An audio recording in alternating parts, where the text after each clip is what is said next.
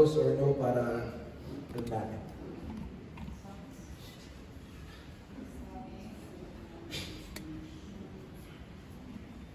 Okay, let's open our Bibles, please. Psalm 1, verse 2.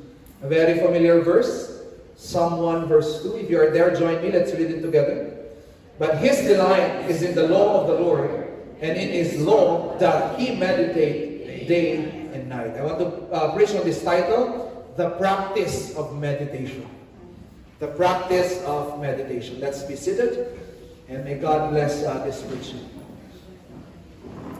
Please take down notes na lang because wala pa tayong slides. The word meditate means to think upon or to reflect. So yun yung basic meaning nun. Pag sinabi natin to meditate, ibig sabihin you are reflecting on what you read or on what you heard. In fact, it also means to mutter or to make a sound with the mouth. Ang ibig sabihin, para bang naranasan nyo ito, right? When you are talking to yourself. And nagbubulay-bulay ka, and you are talking to yourself, that is meditation. So madaling sabi, meditation is this, you are reflecting on what you heard, what you read, pinag-iisipan mo siya, you are thinking upon it, and you are having a dialogue, or you are talking to yourself. Ang isang Puritan na si Thomas Watson, dinefine niya ang meditation as ito, ang ganda ng kanyang definition. A holy exercise of the mind, whereby we bring the truth of the Bible to remembrance and do seriously ponder upon and apply them to ourselves. So ang meditation daw, you are pondering about the Word of God na nabasa mo at napakinggan mo. At pinag-iisipan mo siya. At iniisip mo, how can I apply these verses or how can I apply this preaching to my life? Amen. Ang ganda.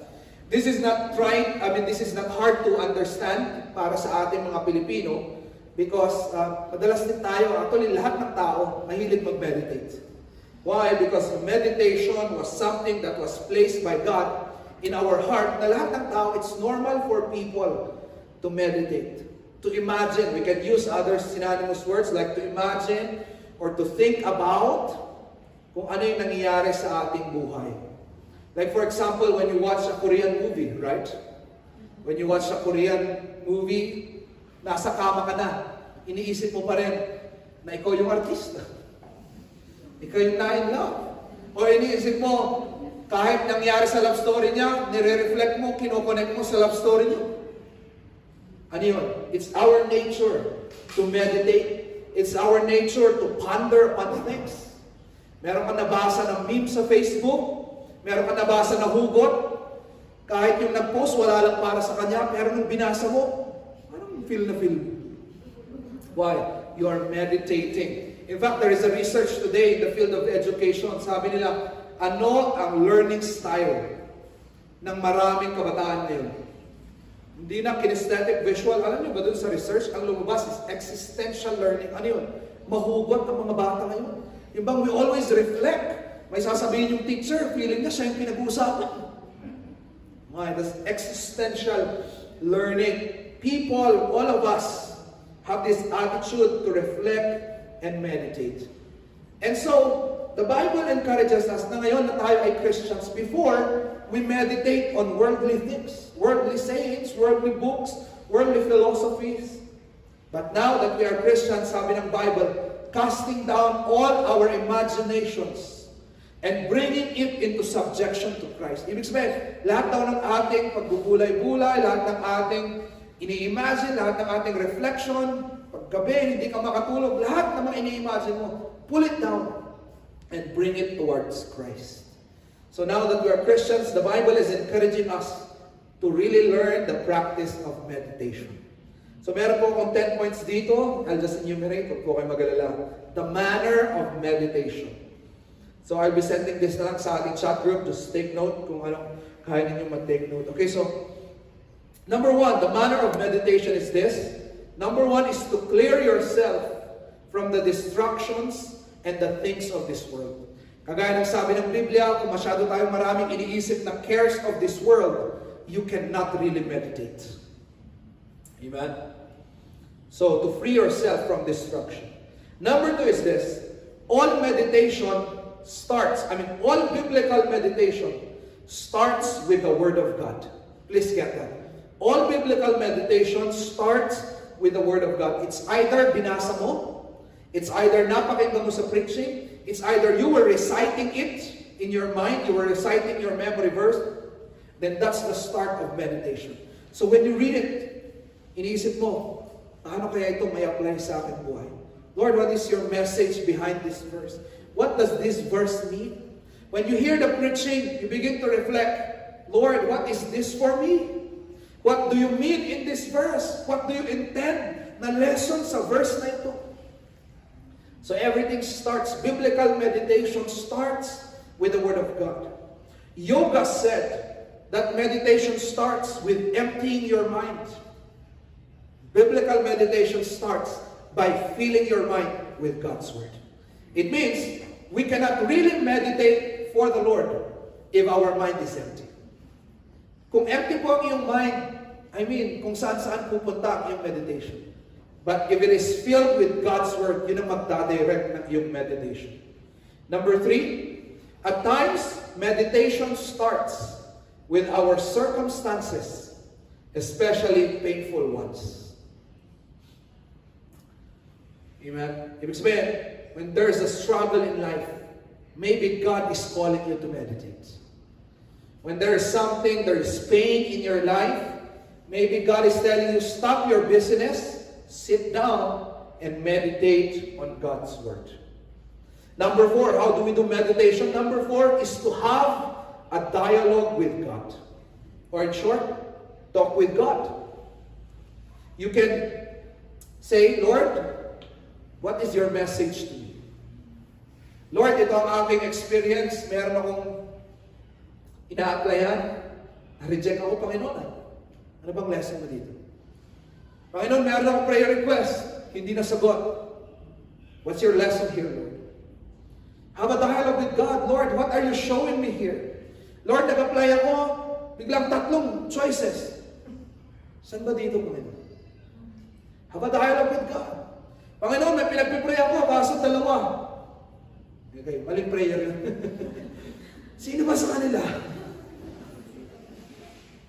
Lord, lead me. Is this a right decision? Have a conversation with God, folks. Because you know what? The Holy Spirit is in you. You never know how God will lead your thoughts. Another, not just to have a dialogue with God. Number 5, how do we have meditation? Have a dialogue with yourself. Pwedeng tanungin mo yung mga questions na mga ganito. What can I learn from this? You had a failure? Why don't you ask yourself, what can I learn from this? What can I improve on? What can I change? Ganda ng meditation, right? Kasi iniisip mo, tinatanong mo yung sarili mo saan ba ako nagkamali? O saan ba ako sumobra? Saan ba ako nagkulang? Ask yourself these hard questions. Ito, number 6, yun yung number 6. Ask yourself hard questions. Ano yung example ng mga hard questions na dapat natin tanungin? Ito, God, are you still good despite my bad circumstance? Natanong niyo na ba yun, mga kapatid? Nasa kama ka lang, iniisip mo, Lord, mabait ka ba talaga? Bakit ganito nangyayari sa akin? Guys, huwag kayo matakot magtanong sa Panginoon, Lord, why? Because even Jesus Christ Himself, sabi niya sa cross, why hast thou forsaken me? Ibig sabihin, it's natural for us man na tanungin natin, Lord, bakit ito nangyayari sa akin? Pero dalhin mo yun sa Panginoon, dalhin mo yun sa Kanyang salita para yung Word of God at yung Holy Spirit, yun ang sasagot sa iyo. Sa mga katanungan mo, pumunta ka sa mga kapwa Christians, pumunta ka sa akin, pumunta ka sa mature Christians, why is this happening to me? And let them give you your answers. Pag-isipan mo, wow. Pag nagtatanong ka, doon ka nakakahanap ng sagot. Amen? And minsan, hindi natin tinatanong si God kaya hindi tayo sinasagot. So ask yourself hard questions. Tanungin mo, Lord, are you really allowing me to experience this? Panginoon, bakit ang sakit? Bakit sa akin na ibigay ito? Tanungin mo yun. Amen? Another, number 7, how do we do meditation? Number 7 is this. Think about the questions of life stated by Solomon. Think about the questions of life stated by Solomon. Ano yung mga questions na nilagay niya sa Proverbs or sa Ecclesiastes? I'll give you some. Ito, tinanong niya to. What if I die tomorrow? What have I done today? Do you ask yourselves those questions, guys? Tinanong mo na ba yung sarili mo, what if I die today and meet God? What will I report to God? Tanungin mo yung mga question na ito. Itong mga mahihirap na tanong na ito, when you are meditating on these questions, it will make you wise, folks. Sabi ng Bible, number your days. Bilangin mo, Lord, tumatanda na ako. What is? Ano ba ang gusto mo ipagawa sa akin, Panginoon? Lord, this is my talent. Another question that King Solomon asked, what's the purpose of my life? Pag-isipan mo yun habang nagme-meditate ka. Or you can ask this question, how can I bring glory to God? Lord, what can I bring to you? How can I give you glory? What can I give to you, O Lord? These are questions for meditation. Puritans suggest, number 8, how do we meditate? Number 8. Puritans suggest that we meditate on doctrines. Sinuggest nila na pag nag-meditate tayo, we meditate on doctrines. Like for example, the doctrine of the assurance of salvation. Puritans suggest, why don't you ask yourself and meditate, am I really saved? Folks, napag-isipan niyo na ba yung tanong na yun? Yung nakaupo ka lang, wala kang ginagawa, free from destruction, and you are asking God, you are asking yourself, am I really saved? Preach ni Pastor, ito daw yung mga signs ng tunay na saved. Meron ba itong mga signs na ito sa aking buhay? Tanungin mo yung sarili. Puritans even suggest that we meditate on the doctrine of repentance. Ano yun? Yung pag nag-meditate ka, iniisip mo yung mga tanong na ganito. Lord, how can I turn away from this sin? Pinag-iisipan niyo ba yun, mga kapatid? When you look at your life at nakikita mo yung mga kasalanan mo, nakikita mo yung kayabangan mo, nakikita mo yung selfishness mo, you see your sins. Do you sit down and ask God, Lord, how can I get away from this? Lord, I need help. I tried. Panginoon, di mo kaya. Naisip mo ba yun? At pinag-meditate mo ba yun, Lord, give me strength. What is your verse for me in this temptation? Or have you asked questions about the doctrine of sanctification? Ano yun? Mga questions na ganito, Lord, am I really growing? Kaya dun sa sharing natin kanina, yun yung inspiration ko dito when I was making this preaching. Yung tanong na yun Lord, mula nang na-save ako, nag-grow ba ako? Asang area ako nag-grow, asang area ako hindi? Ask yourself those questions. Did I grow in my Christian walk from last year? Well, what a nice question. Did I grow since last year? Or the Puritans would even suggest, ask yourself questions about the sovereignty of God. Like for example, Lord, bakit mo ako ginawa na may disability? Alam niyo nung buhay si Uncle Joe? Pinagme-meditate na niya itong sagot na ito. Ganda lagi ng sagot niya Lagi nang sinasabi, Lord, amok nga, apay nga, adati disability, lagi nang sinasabi, gamit sa bality, panakausal mo kita. Imagine nyo, meron siyang sagot. Doon sa question na, bakit ako ang may disability? Bakit di ako normal? At yet meron na siyang ready sagot. Bakit? I believe, siguro, habang nag-aantay siya sa kwarto niya, iniisip niya, Lord, bakit ako may disability? Tanungin mo ang iyong sarili, bakit ka ganyan? Bakit ganyan ilong mo? Bakit ganyan ang itsura mo? Bakit ganyan ang karir mo? Bakit ganyan ang leading ni God sa buhay mo? Bakit ka pinanganak sa ganyang pamilya? Bakit ka nagkaroon ng ganyang talent? Bakit ganyan ang circumstance mo? Bakit ka lumaki sa hirap? Bakit ka lumaki sa yawa? You need to ask, Lord, what is the purpose here? Ang hirap naman, ang laking hirap. Pero pag tinatanong mo lagi, Lord, bakit kaya? Sinasagot niya yan pakunti-kunti by the preaching of God's Word, by reading the Word of God. Darating yung time, titingin ka paatras, hindi ka bitter na mahirap ka. Pero pag tumingin ka patalikod, you will say, all glory to God, lumaki ako sa hirap. Dahil doon sa hirap na yun, marami ako natutunan ng mga lessons. At hindi lahat ng mahirap kayang sabihin nyo. What will make you say that when you're meditating? Lord, ito ko pinanganak sa broken family. And I tell you, there are a lot of people growing up in broken families, they come up bitter, kahit Christians to. But you need to meditate always.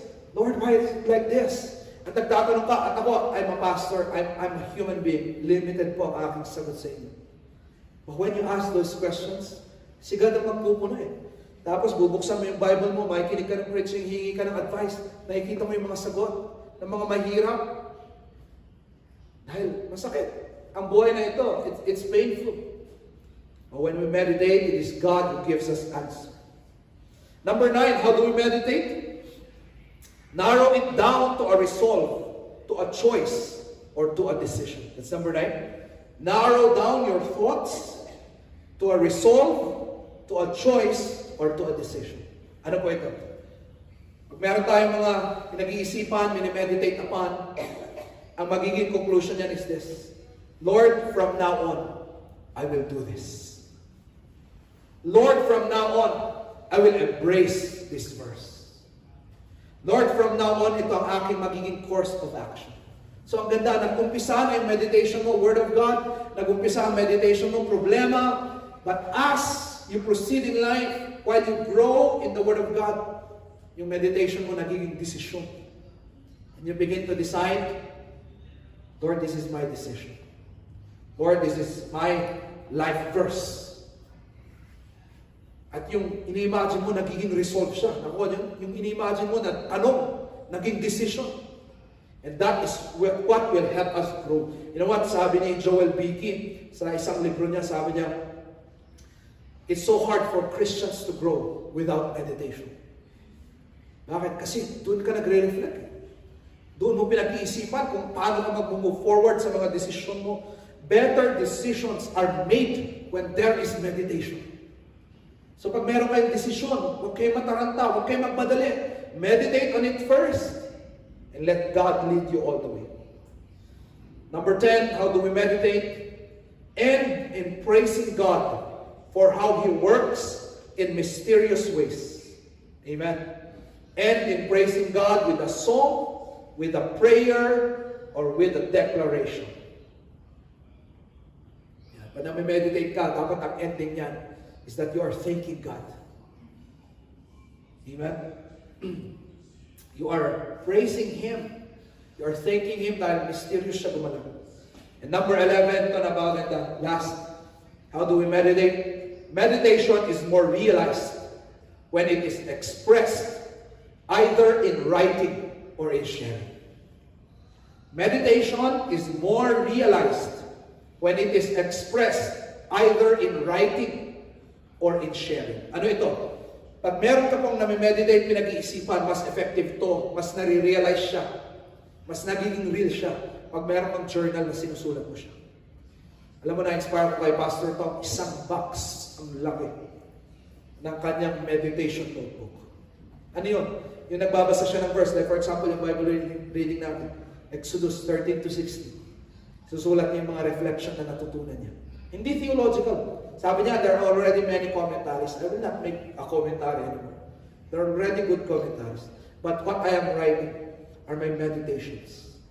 The lessons for my life, the lessons for me in the past, I write it down. Sabi niya sa akin, Raskin, when I die, you can read all of this. Ganda, isang box. Another is not just writing, but even sharing. Kaya nga, kung mapapansin niyo to, bakit tayo nagkakaroon ng sharing lagi? Why? That's me forcing you to meditate. Pinipilit ko kayo eh. Bakit every Sunday, pagkatapos ng preaching, immediately, anong natutunan mo? Para hindi nyo ako tulugan. Bakit? Kasi alam mo, may sharing. At pag wala, natulog ka, wala kang masashare. It's forced meditation. At sana na-appreciate niyo yun. Alam niyo yun, we are sharing with each other yung mga meditation natin sa bawat isa. At alam ko, napansin niyo ito. Siguro kahit kayo din. Nung una natin ginagawa to, ang meditation nyo siguro sa preaching, praise God, na-bless po ako. Opo, ang bait ng Panginoon. Yun na po. Pero napansin niyo ba ito sa inyo? Nung tumagal, ano ang sharing ninyo? Wow, groupmates, I thank God for the doctrine of adoption. Ganun pala yun, ang lalim. I am undeserving. And yet, yung mga meditation niyo, alam niyo ako, chismoso din ako. Pag nagsisharing kayo, lagi ako nagtatanong sa mga inyo, alam niyo yan. Anong share ni ganito last Sunday? Anong sharing ni ganito? Yung text ko kayo, tinatanong ko kayo. At alam niyo, nakakasagap ako na, Pastor, may mga magandang na-share.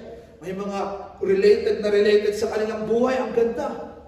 Bakit? Meditation yun. Doon tayo nag-grow.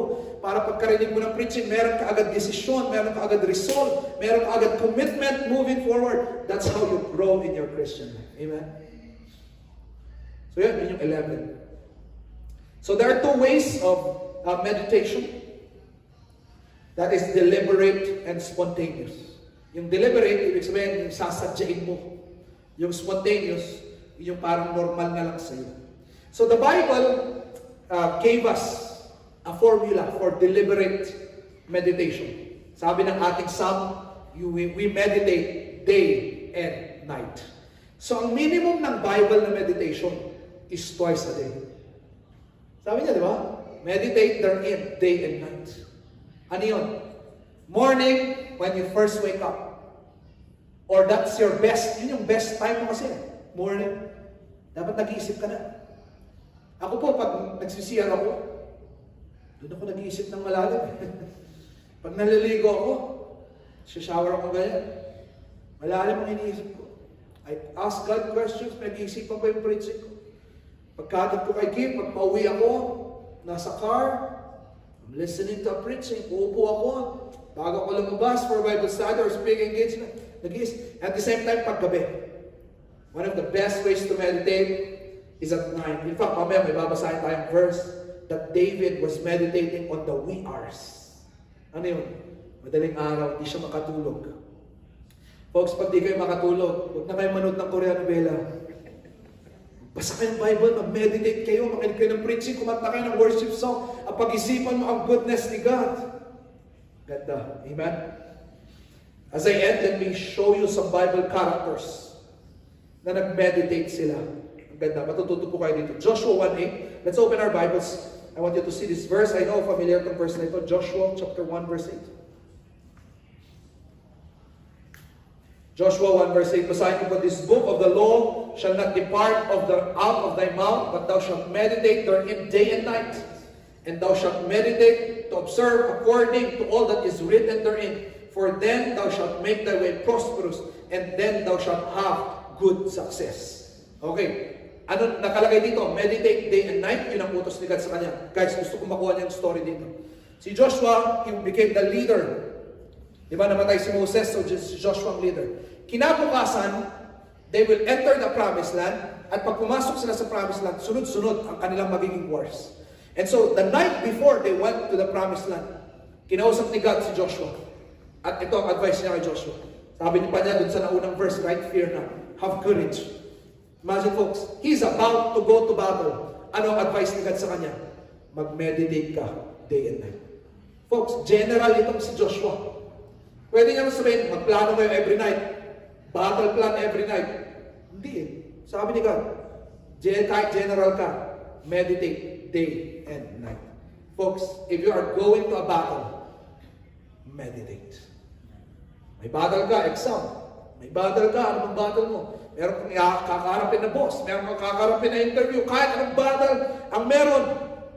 You prepare, just like Joshua, nag-prepare siya, battle plan. But that's not enough. You must be meditating on the Word of God. Iniisip mo, Lord, paano pag binigay mo sa akin itong job na to, anong gagawin ko para mag-glorify ko? Hindi yung may interview ka, mag-prepare ka for interview. Hindi yun, dapat meditate ka. Lord, alam ko, pag will mo to, makukuha ko dito eh. Pero pag nakuha ko, how will I glorify you using this job? Dapat ganun agad eh. Lord, kunwari may exam ka, naghahanda ka para dyan. Pero ang prayer mo, Lord, pag will mo to, kaya mo to. Pero ang minimeditate mo, Lord, paano pag pumasa ako? How will I give glory to you? We ask questions. We meditate. Another example, very nice example. So, gamitin natin another example here. The mother of Jesus, si Mary, sa Luke 2 verse 19. Sabi dito, Luke 2 verse 19, but Mary kept all these things and pondered them in her heart. Ano ito?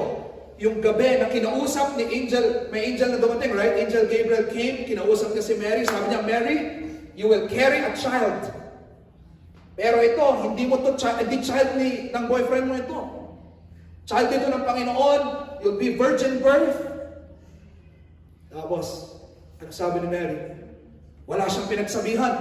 Guys, sabi niya, wala siyang pinagsabihan. He kept all things and pondered them in the heart. Folks, ano lesson?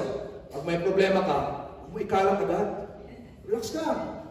Pag may struggle ka, may challenge ka, relax ka na. Huwag mo munang pagsabi. Ponder them in your heart.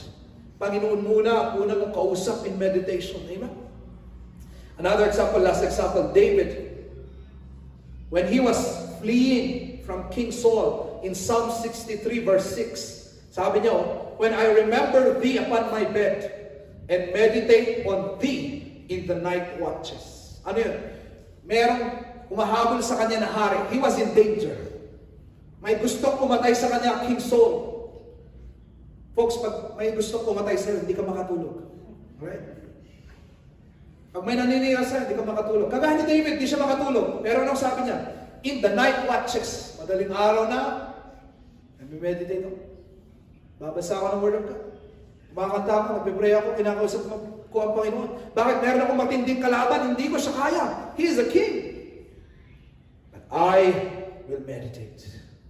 Amen. In conclusion, let me say this. Meditation is so important for the Christian because out from meditation, from a meditating heart, comes out sermons, books, songs, principles, and a life that is dedicated to the Lord. Nakuha niyo po ba? Out from a meditating heart, doon na po umpisang makagawa ang pastor ng sermon. Pag may nagme-meditate siya. Kayong mga men, maranasan ito. You will be preaching. Hindi pwedeng hindi ka nag-aaral. At kahit nag-aaral ka na, iniisip mo pa yun eh. Nagme-meditate ka pa. Usually, I prepare my sermons. I read it Monday, Tuesday.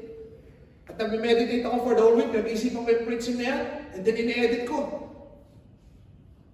Maranasan. Out from meditating comes books. Songs. Alam niyo ba kung bakit pakunti ang Christian songs na naisusulat niyo? Bihira ang Christian na nagme-meditate. Out from a meditating heart comes out a life that is ready to serve God. Bakit kukunti ang nagsaserve sa Panginoon? Hindi ka alam nagme-meditate. Busy tayo masyado. Pero pag pinag-isipan mo, Lord, ang iksi ng buhay ko, ubusin ko lahat dito? No way. Doon ka ma-inspire na. Mag-serve na lang ako, Panginoon. Matanda na ako, naabot ko na ang lahat. Dami ko ng degree. Dami ko ng success. Maghanap pa ba ako? Para saan? Huwag na. Mag-serve na lang ako sa Panginoon. Doon nangyayari yung dedication ng buhay mo eh. Pag pinag-isipan mo itong mga meditation. Psalm 19 verse 14, last verse sabi niya, let the words of my mouth and the meditation of my heart be acceptable in thy sight, O Lord, my strength and my Redeemer. Our desire is this, na yung ating meditation, maging worship siya, maging form of worship siya na acceptable sa Panginoon. So folks, meditate day and night. At pag nasanay ka na sa day and night na meditation, darating yung time, hindi na deliberate yung meditation mo. Nagiging spontaneous siya. Ano yun? Nasa jeep ka. Papunta ka dito. Kahit saan ka sa mundo. You're always meditating. Amen? So look at your seatmate and tell your seatmate, practice meditation. Ayan, sabi mo sa kanya, my dear friend, practice meditation. Amen? Meditate ka. Okay, sige, sabi mo sa kanya, mag-meditate ka, huwag ka na manood ng Korean novela. Kaya mag-meditate ka. Huwag ka na manood. Ayan. Meditate ka na lang. Amen. So let's all stand up, folks. So let's all stand. And let us go to God in prayer.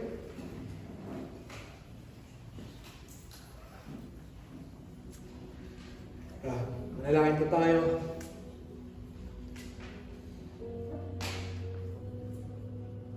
Lord, we ask that you teach us this spiritual discipline.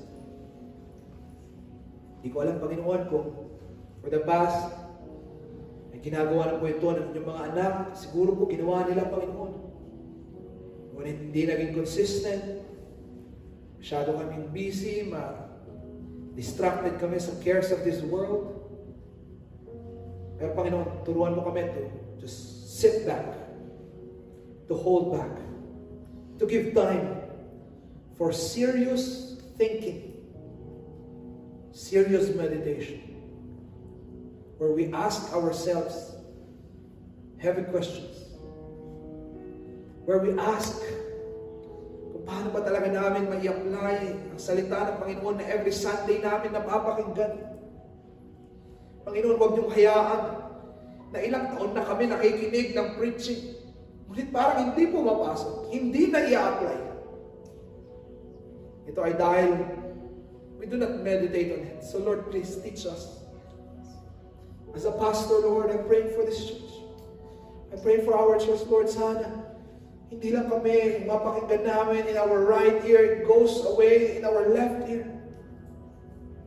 We do not want that we are having this Bible reading just for the sake of Bible quiz. No, Lord, no. That we are reading and hearing for the purpose that we will worship you and apply it in our life. So please, Lord, teach us to meditate, to think on these things. Sa mundo na ito, Panginoon, na sobrang busy, turuan mo kami na meditate. Dahil si Kristo mismo, Panginoon, He was a man of meditation, a man of prayer. The night before He was crucified, He was still meditating, talking to you. So turuan mo kami, Panginoon, na ugaling ka na. Dahil gusto namin, Panginoon, na i-glorify ka, mag-grow kami sa aming walk, sa aming Christian life.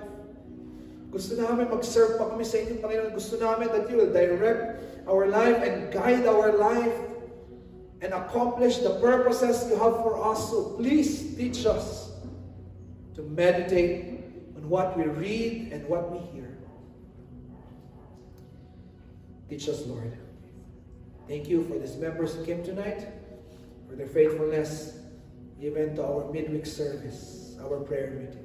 Salamat, Panginoon. We love you, we glorify you, we honor you. In Christ's name we pray. Amen. Amen. Praise God. Palakpakan po natin ang Panginoon.